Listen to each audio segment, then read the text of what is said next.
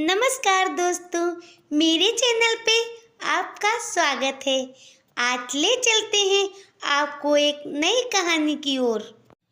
जब रजिया के 2-3 बच्चे होकर मर गए और उम्र ढल चली तो रामू का प्रेम उससे कुछ कम होने लगा और दूसरे विवाह की धुन सवार हुई। आए दिन रजिया से बकझक होने लगी। रामू एक न एक बहाना खोजकर रजिया पर बिगड़ता और उसे मारता और अंत में एक दिन वह नई स्त्री ले आया जिसका नाम दासी था। चंपई रंग, बड़ी बड़ी आंखें, जवानी की उम्र। उस नई स्त्री के सामने भला रजिया क्या जचती, मगर फिर भी जाते हुए सौमित्र को जितने दिन हो सके अपने अधिकार में रखना चाहती थी। जैसे गिरते हुए छप्पर को तिनके तिनकों से संभालना चाह रही हूँ। इस घर को उसने मर मर कर बनाया है, उसे सहज में ही कैसे छोड़ सकती है। वैसे वो इतनी नासमझ भी नहीं है कि यह घर छोड़कर चली जाए और कल की आई दासी इस पर राज करे। एक दिन रजिया ने रामू से कहा, मेरे पास साड़ी नहीं है, जाकर ला दो। रामू उसके एक दिन पहले ही दासी के लिए अच्छी सी चुंदरी लाया था। रजिया की मांग सुनकर बोला, मेरे पास अभी रुपया नहीं है। रजिया को साड़ी की उतनी चाह ना थी जितनी रामू और दासिया के आनंद में विघ्न डालने की। बोली, रुपए नहीं थे तो कल अपनी चहेती के लिए चुंदरी क्यों लाए? चुंदरी के बदले उसी दाम में 2 साड़ियाँ लाते तो एक मेरे काम ना आ जाती। रामू ने स्वेच्छा भाव से कहा, मेरी इच्छा, जो चाहूँगा करूँगा। तू बोलने वाली कौन है? अभी उसके खाने पीने के दिन है। तू चाहती है अभी से मैं उसे नोन तेल की चिंता में डाल दूं? यह मुझसे ना होगा। तुझे ओढ़ने पहनने की साध है तो काम कर। भगवान ने हाथ पैर दिए हैं। पहले तो घड़ी रात उठकर काम धंधे में लग जाती थी, अब सौत की डाह में पहर दिन तक पड़ी रहती है। तो रुपए क्या आकाश से गिरेंगे? मैं तेरे लिए अपनी जान थोड़े ही दे दूंगा। रजिया ने कहा, तो क्या मैं उसकी नौकरानी हूँ? वो रानी की तरह पड़ी रहे और मैं घर का सारा काम करती रहूं? इतने दिनों छाती फाड़कर काम किया है, उसका क्या यह फल मिलेगा? तो अब मेरी बला काम करने नहीं जाती हूँ। मैं जैसे रखूँगा तुझे वैसे ही रहना पड़ेगा। मेरी इच्छा होगी तो मैं रहूँगी, नहीं अलग हो जाऊँगी। जो तेरी इच्छा हो कर, मेरा गला छोड़। अच्छी बात है, आज से मैं तेरा गला छोड़ती हूँ, समझ लूँगी विधवा हो गई। रामू भी दिल से ये जानता था कि यह गृहस्थी रजिया की जोड़ी हुई है। चाहे उसके रूप में उसका लोचन इतना आकर्षक ना हो, संभव कुछ देर बाद वह जाकर रजिया को मना लेता। पर दासी भी कूटनीति में कुशल थी। उसने गर्म लोहे पर चोट जमाना शुरू की। बोली, आज देवी किस बात पर बिगड़ रही थी? रामू ने उदास मन से कहा, तेरी चुंदरी के पीछे रजिया महाभारत मचाए हुए है। अब कहती है अलग रहूंगी। मैंने भी कह दिया, जो तेरी इच्छा हो वो कर। दासिया ने आंख मटका कर कहा, यह सब नखरे हैं, आकर हाथ पांव जोड़े मनावन करे और कुछ नहीं। तुम चुपचाप बैठे रहो, 2-4 दिन में अपने आप ही गर्मी उतर जाएगी। तुम कुछ बोलना नहीं, वरना उसका मिजाज और आसमान पर चढ़ जाएगा। रामू ने गंभीर भाव से कहा, दासी तुम जानती हो वह कितनी घमंडनी है। वह मुँह से जो बात कहती है उसे करके छोड़ती है। रजिया को भी रामू से ऐसी उम्मीद ना थी। अब जब वो पहले की तरह सुंदर नहीं है, इसलिए रामू को अब उससे प्रेम नहीं है। पुरुष चरित्र में यह कोई असाधारण बात ना थी, लेकिन रामू उससे अलग रहेगा उसका उसे विश्वास ना था। यह घर उसी ने पैसा जोड़कर बनाया है, गृहस्थी भी उसी की जोड़ी हुई है, अनाज का लेन देन उसी ने शुरू किया था। इस घर में आकर उसने कौन कौन से कष्ट नहीं झेले। अब जब उम्र के इस पड़ाव पे थे तब सोचा था चैन से खाएगी और पड़ी रहेगी, और आज वह इतनी निर्दयता से दूध की मक्खी की तरह निकाल कर फेंक दी गई है। रामू ने इतना भी नहीं कहा, तू अलग नहीं रह पाएगी, या मैं खुद मर जाऊंगा या तुझे मार डालूंगा। पर तुझे अलग ना होने दूंगा। तुझसे मेरा ब्याह हुआ है, हंसी ठट्टा नहीं है। तो जब रामू को उसकी परवाह नहीं है तो वो क्यों रामू की परवाह करे? क्या सभी स्त्रियों के पुरुष बैठे होते हैं? सभी के माँ बाप बेटे पोते होते हैं। आज उसके लड़के जीते होते तो मजाल थी कि यह नई स्त्री लाते और मेरी यह दुर्गत करते। इस निर्दयी को मेरे ऊपर इतनी भी दया न आई। नारी हृदय की सारी परवस्था इस अत्याचार का विद्रोह करने लगी। वह आग में जो मोटी लकड़ी को स्पर्श न कर सकती थी, इस व्यवस्था पे फूस की तरह जलकर भस्म हो गई। दूसरे दिन रजिया एक दूसरे गांव में चली गई। उसने अपने साथ कुछ ना लिया। जो साड़ी उसके देह पर थी वही उसकी सारी संपत्ति थी। विधाता ने उसके लड़के तो पहले ही उससे छीन लिए थे, आज उसका घर भी छीन लिया। रामू उसी समय दासी के साथ बैठा हुआ था। रजिया को जाते देखकर शायद वह समझ ना सका कि वह चली जा रही है। रजिया ने यही समझा। इस तरह औरों की बात वह जाना नहीं चाहती थी। वह दासी उसके पति को और सारे गांव को दिखाना चाहती थी कि वह इस घर से धैले की चीज भी नहीं ले जा रही है। गांव वाली की दृष्टि में रामू का अपमान करना ही उसका लक्ष्य था। उसके चुपचाप चले जाने से तो कुछ भी ना होगा। रामू उल्टा सबसे कहेगा कि रजिया घर की सारी संपत्ति उठा ले गई। उसने रामू को पुकार कर कहा, संभालो अपना घर, मैं जाती हूँ। तुम्हारे घर की कोई भी चीज अपने साथ नहीं ले जा सकी। रामू एक क्षण के लिए कर्तव्य भ्रष्ट हो गया। क्या कहे, उसकी समझ में कुछ नहीं आया। उसे आशा ना थी कि यह ऐसी चली जाएगी। उसने सोचा जब वह घर ढोकर ले जाने लगेगी तब वह गांव वालों को दिखाकर उससे सहानुभूति प्राप्त करेगा, परंतु अब क्या करे। दासिया बोली, जाओ पूरे गांव में ढिंढोरा पीटाओ, मुझे किसी का डर नहीं है। तू अपने घर से लेकर ही क्या आई थी जो लेकर जाएगी। रजिया ने उसके मुंह न लगकर रामू से कहा, सुनते हो अपनी चहेती की बातें, फिर भी मुंह नहीं खुलता। मैं जाती हूँ, लेकिन दासी रानी तेरा भी राज ज्यादा दिन ना चलेगा। देखना ईश्वर के दरबार में अन्याय नहीं फलता, वह बड़े बड़े घमंडियों का घमंड चूर कर देता है। दासिया ठट्ठा मारकर हंसी, पर रामू ने सिर झुका लिया। रजिया चली गई। रजिया जिस नए गांव में आई थी वह रामू के गांव से मिला हुआ ही था। एत्यो यहाँ के लोग उससे परिचित हैं। वह कैसी कुशल गृहिणी है, कैसी मेहनती, किसी बात की सच्ची या किसी से न छिपा था। रजिया को मजूरी मिलने में कोई बाधा नहीं हुई। जो एक लेकर दो का काम करे उसे काम की क्या कमी। 3 साल तक रजिया ने कैसे काटे, कैसे एक नई गृहस्थी बनाई, कैसे खेती शुरू की, इसका बयान करने बैठे तो पोथी भर जाए। संचय के जितने मंत्र हैं, जितने साधन हैं, वे रजिया को खूब मालूम थे। फिर उसे अब तो लगन लग गई थी। लगन में आदमी की शक्ति का कोई पार नहीं रहता। गांव वाले उसका परिश्रम देखकर दांतों तले उंगली दबाते थे। वो रामू को दिखाना चाहती थी कि मैं तुमसे अलग होकर भी आराम से रह सकती हूँ। अब पराधीन नारी नहीं है, अपनी कमाई की खाती है। रजिया के पास बैलों की एक अच्छी जोड़ी है। रजिया उन्हें केवल खली भूसी देकर नहीं जाती, रोज 2-2 रोटियां भी खिलाती है। फिर उन्हें घंटों सहलाती। कभी कभी उनके कंधे पे सर रखकर रोती और कहती है, अब बेटे तुम ही हो, तुम ही मेरे पति हो, मेरा जाल अब तुम्हारे साथ ही। दोनों बैल शायद रजिया की भाषा और भाव समझते थे। वो मनुष्य नहीं, बैल थे। दोनों बैल शायद रजिया की भाषा और भाव को समझते थे। दोनों सर नीचा करके रजिया का हाथ चाटकर उसे आश्वासन देते हैं। दोनों बैल जी तोड़ मेहनत करते थे।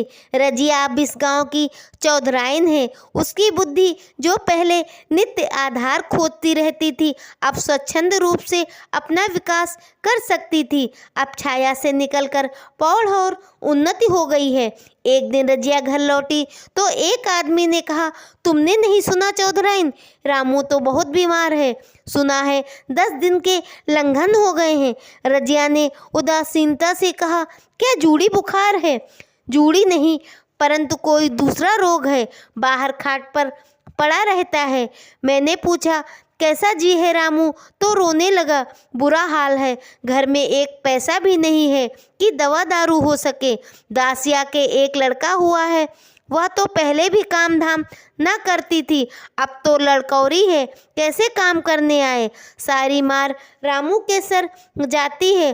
फिर गहने चाहिए नई दुल्हनिया को, कैसे करे। रजिया ने घर जाते हुए कहा, जो जैसा करेगा वैसा ही भरेगा। परंतु अंदर से उसका जी ना लगा। वह एक क्षण में बाहर आई, शायद उस आदमी से कुछ पूछना चाहती थी और इसी अंदाज में पूछना चाहती थी जैसे उसे कुछ परवाह ना हो। परंतु वह आदमी चला गया था। रजिया दूर दूर तक पूरब पश्चिम सब जाकर देख आई, परंतु वह कहीं नहीं मिला। तब रजिया द्वार पे बैठ गई, जो उसने 3 साल पहले रामू के घर से चलते समय कहे थे। उस वक्त जलन में उसने साफ दे दिया था, तब वह जलन में थी, परंतु समय ने सब कुछ शांत कर दिया था। रामू और दासी की हीनावस्था अब ईर्ष्या के योग्य न थी, सिर्फ दया के योग्य थी। उसने मन ही मन सोचा, रामू ने 10 दिन से कुछ खाया नहीं है, पहले भी कोई मोटा ताजा ना था। 10 दिन के लंघन हो गए हैं तो बिल्कुल ही घुल गया होगा।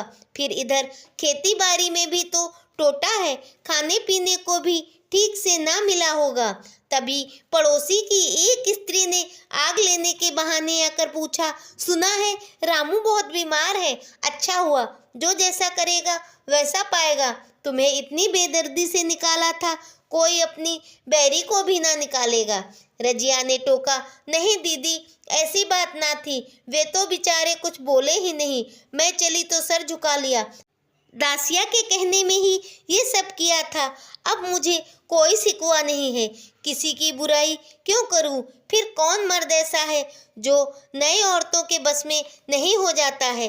दासिया के कारण ही उसकी यह दशा हुई थी। पड़ोसिन ने आग न मांगी, मुंह फेर कर चली गई। राजिया ने कलसा और रस्सी उठाई और कुएं पर पानी खींचने चली गई। बैलों को सानी पानी देने की बेला आ गई थी, पर उसकी आंखें उस रास्ते की ओर लगी थी जो रामू के गांव की ओर जाता था। कोई ना कोई बुलाने अवश्य आ रहा होगा, बिना बुलाए वह कैसे जाए, लोग क्या कहेंगे। आखिर दौड़ी आई ना, मगर रामू तो अचेत पड़ा होगा। 10 दिन से लंघन किया है, उसकी देह में था ही क्या, फिर कौन बुलाने आएगा। दासिया को क्या गरज पड़ी है, कोई दूसरा घर कर लेगी, जवान है, 100 लोग मिल जाएंगे। अच्छा, वह आ तो रहा है, हाँ शायद कोई व्यक्ति आ रहा है, घबराया सा। बटोही चुपचाप कुएं के पास से निकला। रजिया ने कलसा जगत पर रख दिया और पास जाकर बोली, रामू ने भेजा है। अच्छा चलो घर, मैं तुम्हारे साथ चलती हूँ, परंतु अभी नहीं, अभी तो मुझे बैलों की सानी पानी देना है, दिया बत्ती करनी है। मैं तुम्हें रुपए दे दूंगी, जाकर दासिया को दे देना और कह देना कोई काम हो तो मुझे बुला ले। बटोही रामू को जानता तक ना था, वह तो दूसरे गांव का रहने वाला था। पहले तो उसके समझ में कुछ नहीं आया, परंतु चुपचाप रजिया के साथ गया, रुपए लिए और चलने को हुआ। चलते चलते रजिया ने पूछा, अब क्या हाल है। बटोही कुछ न जानता था, परंतु ऐसे ही कह दिया, पहले से सही है। उसने पूछा, दासिया ज्यादा रो धो तो नहीं रही है। उसने कहा, नहीं, रोएगी क्या। बटोही चला गया तो रजिया ने बैलों को सानी पानी किया, पर मन तो रामू की ओर ही लगा रखा था। इसने स्मृतियां बार बार मन में उदित हो जाती थी। एक बार जब वह बीमार पड़ी थी तो कैसा उसने दिन रात एक कर दिया था, सिराहने बैठा रहता था, खाना पीना तक सब भूल गया था। उसके मन में आया, क्यों ना चलकर देखा जाए, कोई क्या कहेगा, किसके मुंह में जो है वो कहे। चोरी करने थोड़ी ना जा रही हूँ, अपने आदमी के पास ही जा रही हूँ, जिसके साथ 15-20 साल जी हूँ। दासिया नाक सिकोड़ेगी, मुझे इससे क्या। रजिया ने किवाड़ बंद किए, घर को मंजूर को सहेजा और रामू को देखने चली। कांपती झिझकती क्षमादान लिए। रामू को तो थोड़े ही दिनों में मालूम हो गया था कि उसके घर की आत्मा निकल गई है। अब वह चाहे जितना जोर करे, कितना ही सर खपाए, उसमें स्फूर्ति नहीं आती। दासी सुंदर थी, शौकीन थी, परंतु फूहड़ थी। जब पहला नशा उतरा तो ठाए ठाए शुरू हुई। खेती की उपज कम होने लगी और जो होती थी वह भी ऊट पटांग खर्च में होती रहती थी। ऋण लेना पड़ता था और इसी चिंता और शोक में उसका स्वास्थ्य बिगड़ने लगा। शुरू शुरू में कुछ परवाह न की, परवाह करके भी क्या करता, घर में पैसा तक न था। बीमारी ने जड़ को और मजबूत कर दी। आज 10-12 दिन से उसका खाना पीना छूट गया है। मौत के इंतजार में खाट पर पड़ा करा रहा था और अब वह दशा हो गई थी जब भविष्य से निश्चिंत होकर अतीत में विश्राम करते हैं, जैसे आगे का सारा रास्ता बंद हो गया हो और पीछे ही लौटे। रजिया को याद कर कर बार बार रोता और दासी को कोसता है। तेरे ही कारण मैंने घर से उसे निकाला था। वह क्या गई, घर की लक्ष्मी चली गई, मैं जानता था, परंतु अब बुलाऊं भी तो कैसे? अगर बुला लूं तो वह दौड़ी आएगी, लेकिन कैसे बुलाऊं? एक बार आ जाती तो उससे अपने अपराध की क्षमा मांग लेता, फिर मैं खुशी से मरता और लालसा नहीं है। सहसा रजिया ने आकर उसके माथे पर हाथ रखा, पूछा, कैसा जी है तुम्हारा? मुझे तो आज ही हाल मिला है। रामू ने सजल नेत्रों से उसे देखा पर कुछ कह ना सका। दोनों हाथ जोड़कर उसे प्रणाम किया, पर हाथ जुड़े रह गए और आंखें उलट गई। लाश घर में पड़ी थी। रजिया रोती थी, दासिया चिंतित थी। घर में रुपए का नाम तक न था। लकड़ी तो चाहिए ही, उठाने वाले भी जलपान करेंगे। कफन के बगैर लाश उठेगी कैसे? 10 से कम खर्च न होगा। यहाँ घर में 10 पैसे तक न थे। डर रहे थे, आज गहन आफत आई थी। ऐसे कीमती भारी गहने ही कौन थे? किसान की बिसात ही क्या, 2-3 नग बचे थे, वो 10 रुपए में मिल ही जाएंगे, मगर और हो क्या सकता है? उसने चौधरी के लड़के को बुलाकर कहा, देवर जी, यह बेड़ा कैसे पाल लागे? गांव में कोई धेले का विश्वास करने वाला नहीं। मेरे गहने हैं, चौधरी से कहो इन्हें गिरवी रखकर आज का काम चलाए, फिर भगवान मालिक है। राजिया से क्यों नहीं मांग लेती? सहसा रजिया आगे पहुंचती हुई आ निकली। कान में भनक पड़ चुकी थी। पूछा, क्या है जोखू, क्या सलाह कर रहा है? अब मिट्टी उठाओगे कि सलाह की बेला है? हाँ, उसी का सरेजाम कर रहा हूँ। रुपए पैसे तो यहाँ होंगे नहीं, बीमारी में खर्च हो गए होंगे। इस बेचारी के तो बीच मझधार में छोड़कर चले गए हैं। तुम लपक कर उस घर चले जाओ भैया, कौन दूर है। कुंजी लेते जाओ, मंजूर से कहना भंडार से 50 रुपए निकाल दे, कहना ऊपर की पटरी पर रखे हैं। वह कुंजी लेकर उधर गया। उधर दासिया राजू के पैर पकड़कर रोने लगी। बड़ी बहन के से ये शब्द उसके हृदय में बैठ कर गए। उसने देखा रजिया में कितनी दया है, कितनी क्षमा है।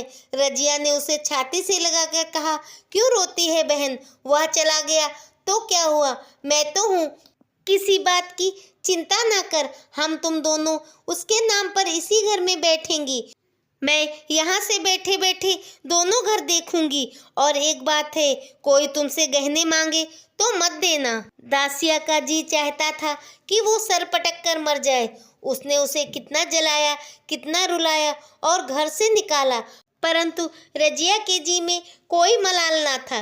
रजिया ने पूछा, जिसके रुपए हो बता देना, मैं झगड़ा नहीं करना चाहती। और ये बच्चा दुबला क्यों हो रहा है? दासिया ने कहा, दूध नहीं है। गाय जो तुम छोड़ गई थी वह मर गई, दूध नहीं पाता है बेचारा। राम राम, कितना दुबला हो गया है। मैं कल ही गाय लाऊंगी, सभी गृहस्थी उठा लाऊंगी। वहाँ क्या रखा है? लाश से उठी राजिया उसके साथ गई। दाह कर्म किया, विशाल भोज हुआ। कोई 200 रुपए खर्च हो गए, किसी से मांगने ना पड़े। दासिया का जौहर भी इस त्याग की आंच से निकल आए, विलासनी सेवा की मूर्ति बन गई। आज रामू को मरे पूरे 7 साल हो गए थे। रजिया ने घर संभाल लिया था। दासिया को वो सौत नहीं बेटी समझती है। पहले उसे पहनाकर बाद में खुद पहनती है, उसे खिलाकर खुद खाती है। जोखू अब पढ़ने जाता है, उसकी सगाई की बातचीत पक्की हो गई है। इस जात में बचपन में ही ब्याह हो जाता है। दासिया ने कहा, बहन गहने बनवा कर क्या करोगी? मेरे गहने तो धरे ही हैं। रजिया ने कहा, नहीं रे, उसके लिए नए गहने बनवाऊंगी। अभी मेरा हाथ चलता है, जब थक जाऊं तो जी चाहे करना। तेरे हाथ अभी पहनने ओढ़ने के हैं, तू अपने गहने रहने दे। नाइन ठकुराइन सहोती करके बोली, आज जोखू के बाप होते तो कुछ बात और ही होती। रजिया ने कहा, वे नहीं है तो क्या हुआ, मैं तो हूँ। वो जितना करते मैं उससे दुगुना करूँगी। जब मैं मर जाऊँ तब कहना जोखू का बाप नहीं है। ब्याह के दिन दसिया को रोते देखकर रजिया ने कहा, बहू तुम क्यों रोती हो? अभी तो मैं जीती हूँ, ये घर तुम्हारा है, जैसे चाहे रहो। मुझे एक रोटी दे देना बस, और मुझे क्या करना है? तू समझ, मेरा आदमी मर गया है, तेरे लिए तो मैं अभी हूँ। दासिया ने उसके सर में गोद रख दिया और खूब रोई। जीजी तुम मेरी माता हो, तुम ना होती तो मैं किसके द्वार पे खड़ी होती? घर में तो चूहे लौटते थे, उनके राज में मुझे दुख ही दुख उठाना पड़ा। सुहाग का सुख तो था, परंतु अन्य सुख तो मुझे तुम्हारे राज में मिला। मैं दुख से नहीं रोती हूँ, भगवान की दया से। कहाँ मैं और कहाँ ये खुशहाली, मैं तो इस योग्य भी ना थी। रजिया बस मुस्कुरा भर दी।